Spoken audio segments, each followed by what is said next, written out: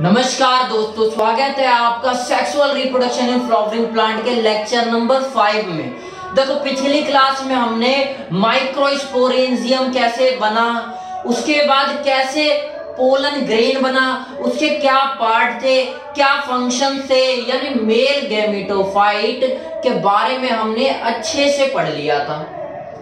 इस क्लास में हम फीमेल रिप्रोडक्टिव पार्ट में कौन सा मेन पार्ट होता है, ओवरी के बारे में हमें अच्छे से पढ़ना है।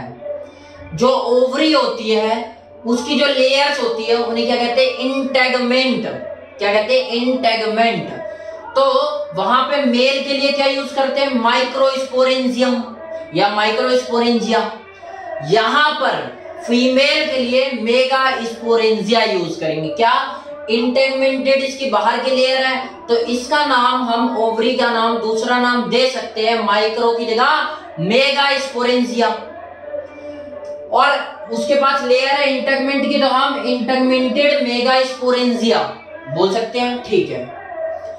ओवरी जो होती है फर्टिलाइजेशन के बाद फ्रूट में डेवलप हो जाती है। किसमें, फ्रूट में डेवलप हो जाती है। आई होप आपको क्लियर हुआ होगा।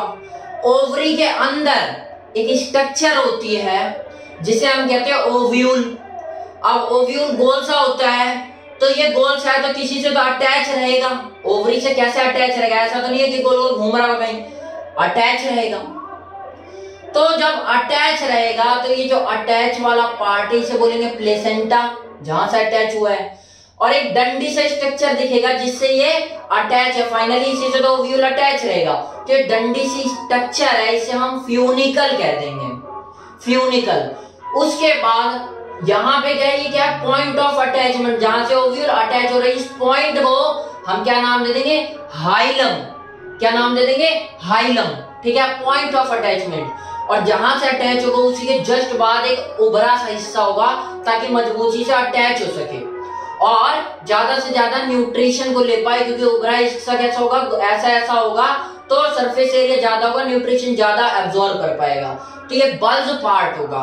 तो इस बल्ज पार्ट का नाम होता है रफे। क्या नाम होता है, रफे। अच्छा, अब ये जो ओवरी है और ये क्या है, ओव्यूल है। ओव्यूल और ओवरी के बीच में कैविटी होगी। उस कैविटी को या उस चैम्बर को जो ओव्यूल और ओवरी के अंदर होती है, ओवरी के अंदर जो भी कैविटी होती है, यानी खाली स्पेस होता है। कैविटी का मतलब होता है स्पेस। उस खाली स्पेस को हम कहते हैं लोक्यूल। क्या नाम देते हैं, लोक्यूल। अब आपको क्या पता है कि जो ओव्यूल होता है, ओव्यूल फर्टिलाइजेशन के बाद, किसके बाद, फर्टिलाइजेशन के बाद किसमें डेवलप हो जाएगा, सीड में। ठीक है। तो ओव्यूल के बाद मैंने क्या बोला, बाहरी लेयर्स होती है जिसे क्या कहते हैं, इंटेगमेंट। तो अब इंटेगमेंट को दो हिस्सों में बांट देते हैं, एक तो बाहर की साइड, एक अंदर की साइड। जो बाहर की साइड लेयर होगी उसे क्या बोलेंगे, आउटर इंटेगमेंट, और अंदर वाली को इनर इंटेगमेंट। अब याद रखना, फर्टिलाइजेशन के बाद ओव्यूल किसमें डेवलप हो जाएगा, सीड में।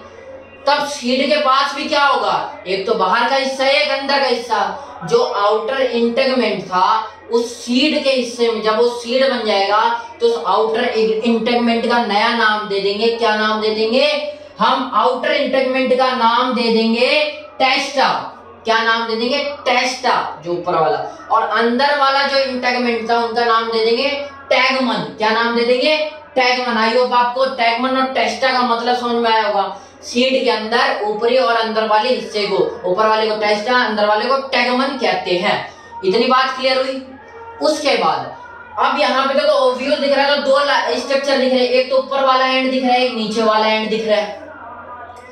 जो नीचे वाला एंड होगा उसे चलाजल एंड कहेंगे। क्या कहेंगे, चलाजल एंड। जो इससे और इसका जो इस एंड को, जो ऊपर वाला एंड होगा उसे क्या कहेंगे, माइक्रोपाइलर एंड या फिर माइक्रोपाइल।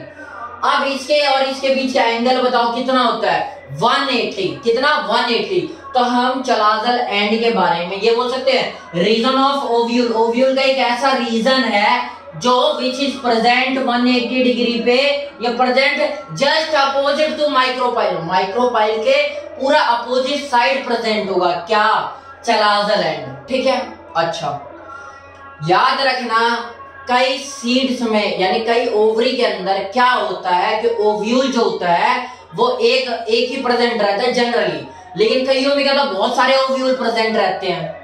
जब एक ओव्यूल प्रेजेंट रहेगा, जब ओवरी के अंदर एक ओव्यूल प्रेजेंट रहेगा तो उसके कौन से एग्जांपल होंगे वो एनसीईआरटी में दिए हुए हैं। और जब बहुत सारे रहेंगे यानी एक से ज्यादा ओव्यूल्स प्रेजेंट रहेंगे उसके एग्जांपल क्या है, तो एक एग्जांपल है व्हीट जिसे हम हिंदी में गेहूं बोलते हैं, उसके बाद पैडी जिसे धान बोलते हैं, और उसके बाद मैंगो। ये जब एक ओव्यूल प्रेजेंट रहेगा ओवरी के अंदर, ठीक है, ये एग्जांपल लिखे हुए हैं। और जब बहुत सारे होंगे तो उसका एग्जांपल क्या है, पपाया, वाटरमेलन और ऑर्चिड। ऑर्चिड क्या होता है, एक प्लांट होता है जो ऑर्नामेंटल प्लांट होता है जो सजावट के लिए घरों में गमलों में लगाया जाता है, ठीक है। आई होप आपको ये बात क्लियर होगी कि एक एग्जांपल क्या है और जब बहुत सारी ओवरी के अंदर ओव्यूल होंगे तो उनके एग्जांपल क्या है। अब आप जानो किसके बारे में, जानो माइक्रोपाइलर एंड के बारे में। माइक्रोपाइलर एंड के बारे में क्या जानना आपको कि यही वो रास्ता, ये देखो रास्ता इतना बड़ा दिख रहा है लेकिन पोर्स यहाँ भी प्रेजेंट रहते हैं, इस वाली लेयर में, इस वाली लेयर में यहाँ भी प्रेजेंट रहते हैं। तो पोलन ट्यूब का अनेक रास्ते जाने के, पोलन ट्यूब यहां से भी जा सकती है, यहां से भी, यहां से भी, लेकिन यार चौड़ा कौन सा दिख रहा है, ये वाला। तो जनरली ज्यादातर केसेस में माइक्रोपाइलर एंड से ही क्या जाती है, पोलन ट्यूब एंटर होती है, ठीक है।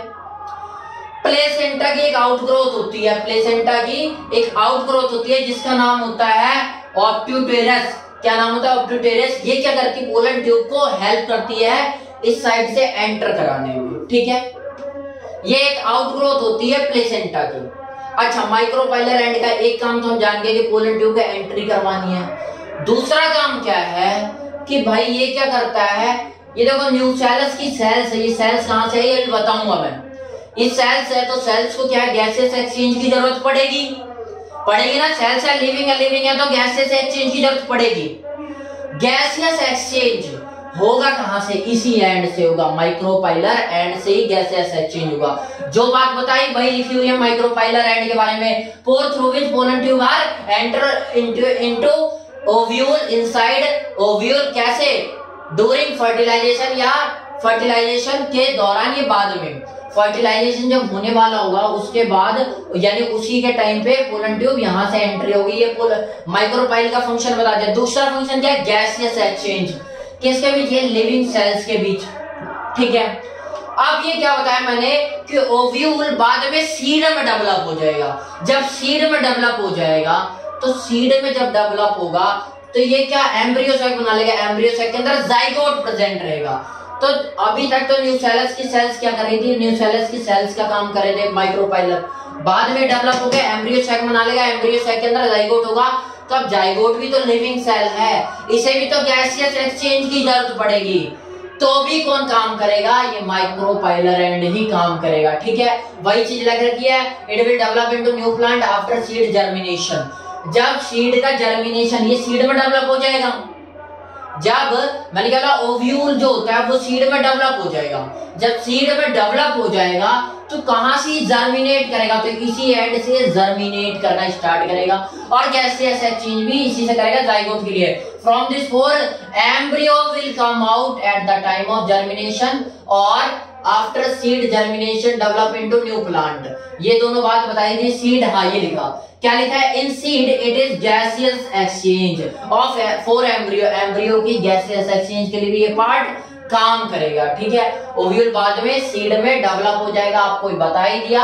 और इसके अंदर क्या होगा, ये एम्ब्रियो के अंदर, एम्ब्रियो सैक के अंदर डेवलप हो जाएगा, जो बाद में क्या होगा, उसके अंदर फीमेल गैमेट प्रेजेंट होगी जो फ्यूज होने के बाद जाइगोट बना लेगा, जाइगोट बाद में एम्ब्रियो बन जाएगा, ठीक है। अच्छा, उसके बाद जानो सर, मैंने पिछले क्लास में हमने आर्कियोपोडियल सेल के बारे में पढ़ा था जहां से बन के आ रहे थे। तो क्या इसके अंदर जैसे माइक्रोस्पोरेंजियम में काम हो रहा था आर्कियोपोडियल सेल से, क्या इसके अंदर भी होगा ऐसे ही? बिल्कुल सही कह रहे हो आप, ऐसे ही इसके अंदर भी होगा। इन स्टार्टिंग में देखो कैसे होगा, ये बना कैसे आप सीखो।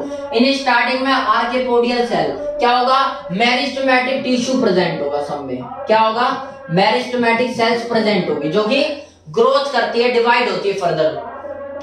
तो मेरिस्टेमेटिक टिश्यू एक जगह इकट्ठा होना स्टार्ट कर देंगी और न्यूसेलस सेल बनाने के लिए, ठीक है, किसके लिए? न्यूसेलस सेल्स बना पाए। तो जब स्पेशलाइजेशन या डिफरेंशिएशन का प्रोसेस स्टार्ट होगा, जब वो डिफरेंशिएट होना सेल स्टार्ट हो जाएंगे, तो हम उन सेल्स का नाम दे देंगे आर्कियोपोडियल सेल्स। और जब फर्दर ये माइटोसिस, फिर और ज्यादा माइटोसिस डिवीजन में जाएंगी, तो ये दो चीज बनाएगी। क्या बनाएगी? पीपीसी और पीएससी। पीपीसी मतलब प्राइमरी पैराइटल सेल और दूसरी क्या? पीएससी। पीएससी का मतलब प्राइमरी स्पोरोजिनस सेल, ठीक है। प्राइमरी स्पोरोजिनस सेल आपको पता है micro mega spore mother cell में कन्वर्ट हो जाएगी, जो आगे फीमेल गैमेट देगा। और ये जो बच गई प्राइमरी पैराइटल सेल, यही आगे क्या बना देगी? डिवाइड कर करके एक गैदरिंग कर देगी किसकी? न्यूसेलस के सेल्स की। तो आई होप आपको क्लियर हो जाना चाहिए न्यूसेलस की सेल्स कहां से आई, ठीक है। अब ये न्यूसेलस की सेल्स को मैंने यहाँ लिख दिया। अब ये एक चीज याद रखना, ये बहुत सारी लेयर की दिख रही है, एक लेयर बहुत सारी लेयर्स की ऐसे मिल के ऑल भी लेयर्स की बनेगी, ठीक है। तो इसे मल्टी लेयर्ड बोल सकते हैं, बोल सकते हैं। उसके बाद कंप्लीटली सराउंड एम्ब्रियो सैक, ये जो एम्ब्रियो सैक बन रहा है इसको कंप्लीटली सराउंड कर रही है। क्या? न्यूसेलस की सेल ये एम्ब्रियो सैक को सराउंड कर रही है, ठीक है। उसके बाद cell of this part called meiocyte cell which undergo division and form embryo sac. मैंने क्या बोला कि ये जो सेल्स है ये कौन सी सेल्स है? ऐसी सेल्स जो मियोसाइट है। मियोसाइट का मतलब एबल टू डिवाइड होकर क्या बनाएगी? एम्ब्रियो सैक बनाएगी, जिसके अंदर फीमेल गैमेट प्रेजेंट होगा और बाद में मेल गैमेट से फ्यूज करके जाइगोट बना लेगा, ठीक है। बाद में जाइगोट क्या बन जाएगा? एम्ब्रियो बन जाएगा। तो मियोसाइट सेल्स प्रेजेंट होगी जिसके अंदर फीमेल गैमेट प्रेजेंट होगा। तो फीमेल गैमेट को कंटेन करने वाला जो बॉडी होगी उसे फीमेल गैमेटोफाइट बोल सकते हैं, इसलिए एम्ब्रियो को फीमेल गैमेटोफाइट बोला जाता है, ठीक है। आई होप ये बात भी क्लियर हुई होगी। और मैंने आपको पहले सिखा दिया मेगा स्पोरोजेनेसिस कैसे होता है। मियोसाइट सेल से माइटोसिस में जाएगी, ईएमसी बनाएगी या फिर एमएमसी बनाएगी। ईएमसी मतलब एम्ब्रियो सैक मदर सेल, या फिर एमएमसी का मतलब होता है मेगा स्पोर मदर सेल। और बाद में ये डिवाइड होकर एम्ब्रियो सैक बना लेंगे। एम्ब्रियो सैक कोई हम बोलते हैं फीमेल गैमेटोफाइट, फर्दर ये डिवाइड होकर क्या बना लेंगे? फीमेल गैमेट, ठीक है। आई होप आपको ये बात भी समझ में आई होगी। अब एक चीज और जानो कि देखो ये स्ट्रक्चर दिख रहा है, ये स्ट्रक्चर किसमें? एंजियोस्पर्म में उल्टा होता है, उल्टा इन्वर्टेड होता है। इन angiosperm ovule is found inverted और उसका नाम होता है एनाट्रोपस। Anatropous ovule. कैसा ओव्यूल? Anatropous ovule. 180 पूरा घूमा होता है, ठीक है। ओवरी तो ऐसे ही जाएगी लेकिन ये उल्टा पाया जाता है, ठीक है। अच्छा, इसके अलावा जिम्नोस्पर्म में एक चीज याद रखना, इसमें देख लो आप मुड़ा हुआ है, लेकिन जिम्नोस्पर्म क्या? स्टार्टिंग प्लांट है। तो इसके अंदर जो भी पार्ट देखो ना आप जनरली सीधे पाएंगे, सारी चीज ऐसे मुड़ाव नहीं पाएंगे, ठीक है।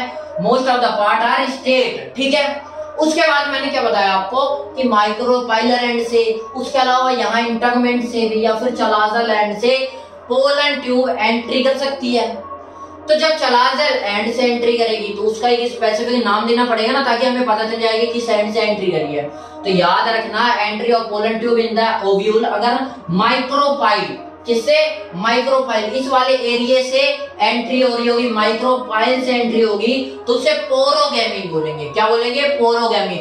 और ये मोस्ट ऑफ द केसेस में पोरोगैमी पाई जाती है, ठीक है। मोस्ट ऑफ द केसेस में क्या पाई जाती है? पोरोगैमी, ठीक है। अरे अगर ये आउटर या इनर इंटेगमेंट से एंटर होती है, इंटेगमेंट के द्वारा एंटर होता है, क्या? पोलन ट्यूब की एंट्री होती है इंटेगमेंट के द्वारा, तो उसे हम कहते हैं मीजोगैमी। क्या कहते हैं? इंटेगमेंट के द्वारा हो जाएगी तो मीजोगैमी, ठीक है।